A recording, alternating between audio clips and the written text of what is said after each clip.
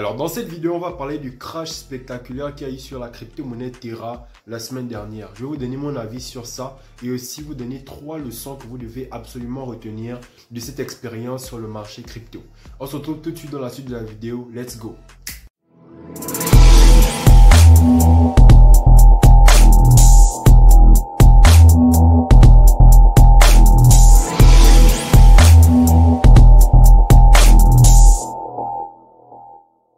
Bonjour à tous et bienvenue sur Crypto Afrique Future. Cette chaîne YouTube, on parle de crypto-monnaie en Afrique et on explique à toute la communauté comment les crypto-monnaies fonctionnent de façon simple et pratique. Donc si la thématique t'intéresse, n'hésite pas à t'abonner à la chaîne et surtout active la cloche de notification pour être informé de toutes les prochaines vidéos qui paraîtront sur cette chaîne. Alors le projet Terra était un projet qui pour moi était vraiment un projet très pertinent, sinon l'un des projets les plus pertinents de toute la cryptosphère parce qu'ils apportaient une réelle solution blockchain. Qu'est-ce que le projet Terra apportait de plus à la blockchain? En fait, Terra voulait justement apporter la notion de stablecoin décentralisé grâce à leur blockchain Terra. Et donc du coup, avec le token Luna et les stablecoins comme l'UST, ils voulaient justement permettre à ce que dans la finance décentralisée, on ne stocke plus nos crypto-monnaies avec des stablecoins décentralisés comme l'USDT ou l'USDC, mais qu'on puisse enfin avoir des stablecoins décentralisés comme l'UST. Parce qu'il faut comprendre que lorsque vous avez votre argent en USDT par exemple, vous faites face au même problème auquel vous faites face lorsque vous avez votre argent en banque. Votre argent est centralisé et donc appartient à une entreprise ou à un groupe d'individus qui peut à tout moment faire n'importe quoi avec votre argent. Alors que si on a des stablecoins décentralisés, on a des stablecoins qui ne sont contrôlés par personne et donc qui sont plus sécurisés potentiellement que des stablecoins centralisés. Donc le projet Terra se démarquait vraiment à ce niveau-là.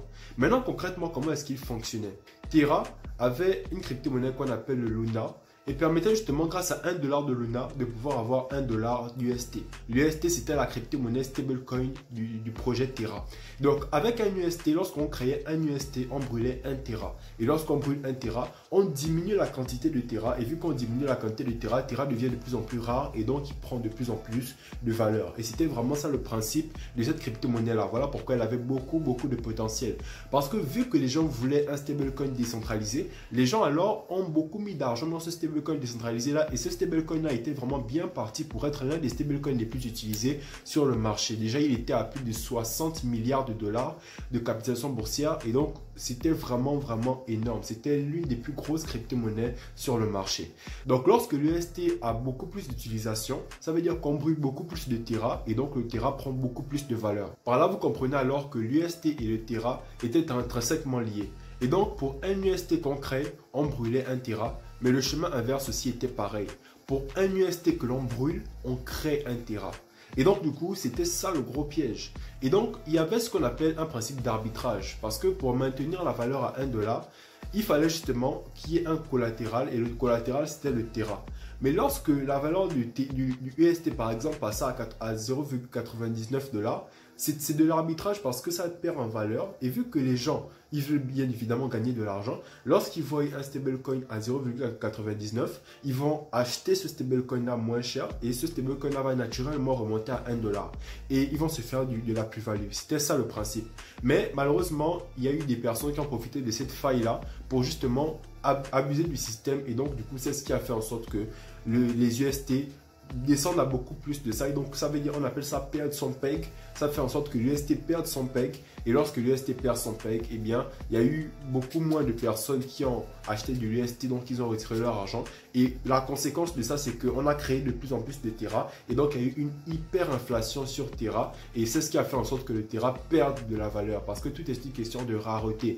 Plus on brûlait du Terra, plus le Terra devenait rare et donc plus il prenait de la valeur. Mais là, plus on créait du Terra, plus le Terra devenait non rare et donc plus il perdait de la valeur. Et on a eu justement un effet boule de neige. Le Terra, il a perdu de la valeur. L'UST également, il a perdu son peg et il est descendu vraiment très bas. Il a perdu près de 50% de sa valeur. Et ensuite, là, on a justement ces deux crypto-monnaies-là qui sont à zéro. Et c'est ça le gros problème. Et à travers ça, beaucoup de personnes ont perdu leur argent. Ça a vraiment été dramatique sur l'écosystème crypto. Ça a eu des conséquences vraiment dramatiques. Il y a des personnes qui se sont donné la mort. Il y a des personnes qui ont porté plainte à Terra. Il y a des personnes qui ont fait waouh. Ce qui s'est passé sur Terra vraiment était l'un des plus gros incidents sur l'écosystème crypto. Et si vous avez perdu de l'argent également sur Terra, Vraiment, je suis avec vous de tout cœur et courage. Maintenant, il faudrait que par là, on puisse apprendre 3 leçons principales que j'ai pu repérer et dont j'avais déjà parlé dans mes précédentes vidéos. Mais ce n'est pas pareil lorsque vous n'avez pas encore vécu quelque chose, vous n'avez pas la tendance à bien comprendre la chose. C'est lorsque vous la vivez d'abord que vous avez la possibilité de mieux la comprendre après lorsque l'on vous réexplique ou lorsqu'on vous redonne le conseil en question. La première chose à retenir de ce qui s'est passé sur Terra, les gars, c'est que il faut toujours investir ce que vous pouvez vous permettre de perdre. Parce que vous avez bien vu que sur Terra, ce n'était pas un shitcoin, c'était un projet qui avait vraiment des fondamentaux et qui savait vraiment où il allait, qui voulait réellement apporter une solution sur la blockchain et dans la DeFi. Mais peu importe la pertinence de ce projet, il a quand même chuté. Comprenez que derrière une crypto-monnaie, il y a un projet et derrière un projet, il y a une entreprise, il y a une équipe. Ce sont des êtres humains. Et c'est comme les entreprises que l'on lance tous les jours. Savez-vous combien d'entreprises ferment chaque jour? Il y a des milliers d'entreprises qui ferment chaque jour. Et c'est justement parce que une entreprise a des hauts et des bas. Une entreprise a des zones de turbulence. Une entreprise rencontre des difficultés. Et c'est comme ça aussi derrière l'écosystème crypto.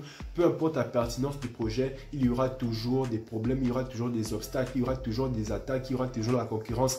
Et vous ne devez jamais oublier ça. Donc peu importe la pertinence du projet, lorsque vous l'avez dit, retenez que ça reste un projet, une entreprise, des êtres humains derrière qui sont faillibles et qui peuvent faire des erreurs. Donc, peu importe la pertinence du projet, je répète, les gars, investissez ce que vous pouvez vous permettre de perdre. Et même dans l'écosystème crypto tout entier, investissez ce que vous pouvez vous permettre de perdre. N'allez pas prendre l'argent de votre loyer, votre salaire tout entier pour venir investir en crypto. Parce qu'on ne sait jamais ce qui peut se passer sur le marché. Il faut investir ce que vous pouvez vous permettre de perdre. Ça, c'est le conseil numéro 1 que vous devez retenir une fois pour toutes. Le deuxième conseil, les gars, c'est qu'il faut savoir diversifier vos investissements. Il ne faut jamais être un maximaliste d'une crypto-monnaie. Par exemple, si un projet que vous avez lu, il vous semble pertinent, vous vous dites que non, moi je vais être un maximaliste de ce projet-là et je vais investir tout mon argent. Imaginez un peu les personnes qui avaient investi tout leur argent sur Terra parce qu'ils espéraient que l'UST soit le stablecoin le plus utilisé de tous les temps. Parce que littéralement, si l'UST était le stablecoin le plus utilisé de tous les temps, le Terra devait littéralement, boum, exploser comme pas possible. Imaginons une personne qui avait justement cette vision des choses-là et qui avait prévu de tout investir sur l'UST. Cette personne-là a tout perdu ou aurait tout perdu. Donc du coup, il faut toujours penser à diversifier parce que lorsque vous diversifiez, vous vous donnez la chance de pouvoir avoir un projet qui chute mais un autre projet qui réussit. Vous donnez la chance d'avoir un risque qui est plus contrôlé et plus mesuré. Peu importe ce qui pourrait se passer sur l'écosystème, vous savez qu'en diversifiant sur 4-5 crypto-monnaies, vous allez avoir la possibilité de pouvoir avoir au moins une chance d'avoir l'une de ces crypto-monnaies-là qui va prendre de la valeur, qui va évoluer correctement par rapport à certaines autres qui auront peut-être échoué. Et c'est comme ça que ça se passe, les gars. La diversification, c'est indispensable lorsque vous investissez. Mais comprenez également que lorsqu'on diversifie, il est important de ne pas trop diversifier non plus. Parce que lorsque vous diversifiez trop, vous ne pouvez plus suivre correctement vos investissements. Lorsque vous diversifiez dans quelques crypto-monnaies, ça vous permet de pouvoir toujours avoir un œil sur le projet derrière.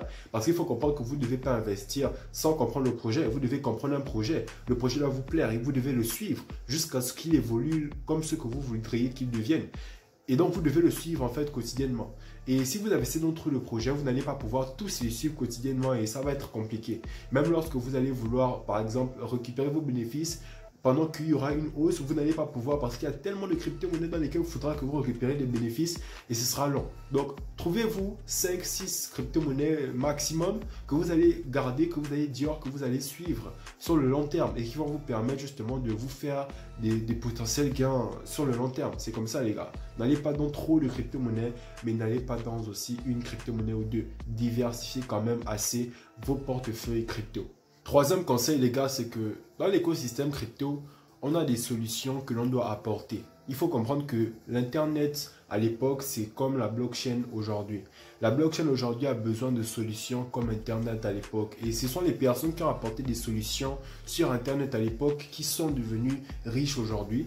Et aujourd'hui, on a besoin de gens qui vont apporter des solutions sur la blockchain. Et beaucoup de gens vont utiliser ces solutions-là. Et donc, cette personne-là va se faire beaucoup d'argent également.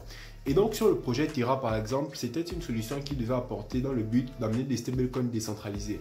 Malheureusement, la technologie des stablecoins algorithmiques n'a pas été efficace et n'a pas marché. Donc, du coup, ce stablecoin algorithmique-là, malheureusement, au bungalow.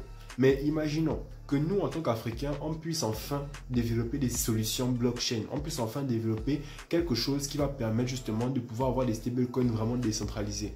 Le but dans l'écosystème crypto, c'est de rester dans la décentralisation possible. C'est pour ça que la crypto-monnaie a été créée. Ça ne sert à rien d'être dans un écosystème qui a été créé pour être décentralisé, mais toujours aller dans faire des plateformes centralisées comme Binance par exemple.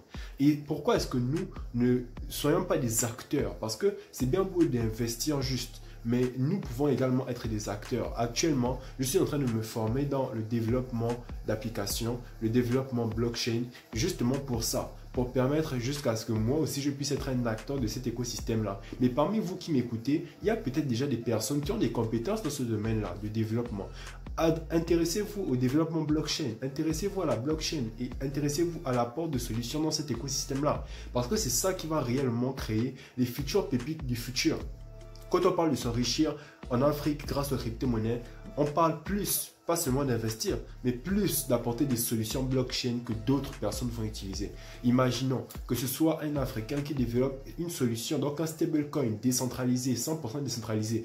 Eh bien les gars, ce sont les millions de personnes qui sont dans d'autres pays vont utiliser ça les gars. Parce qu'on a besoin, l'écosystème crypto, on a besoin littéralement. Donc, le conseil que je voudrais donner à chacun de nous, c'est qu'on ne voit plus la crypto-monnaie juste comme un simple investissement. Mais quand on voit ça comme une technologie, comme une opportunité sur tous ces différents plans-là, les gars. Et c'est vraiment ça qui va faire en sorte que nous, en Afrique également, on puisse profiter de cette technologie-là pour nous développer et qu'on puisse profiter de cette technologie-là pour nous enrichir. J'espère que cette vidéo aura été assez concise et que vous avez pu comprendre un peu là où je voulais en venir. Par rapport à la question selon laquelle est-ce qu'il faut investir dans le Terra actuellement, je dirais que c'est vraiment très risqué. Peut-être que oui, le projet peut se relever, mais moi je pense que vous devez vraiment faire attention. Moi je n'y investirai pas personnellement, mais si vous voulez investir, assurez-vous d'investir vraiment une partie d'argent que vous pouvez vous permettre de perdre. Donc merci beaucoup de m'avoir suivi, c'était Harley de Crypto Afrique Future, on se retrouve dans les prochaines vidéos. Peace!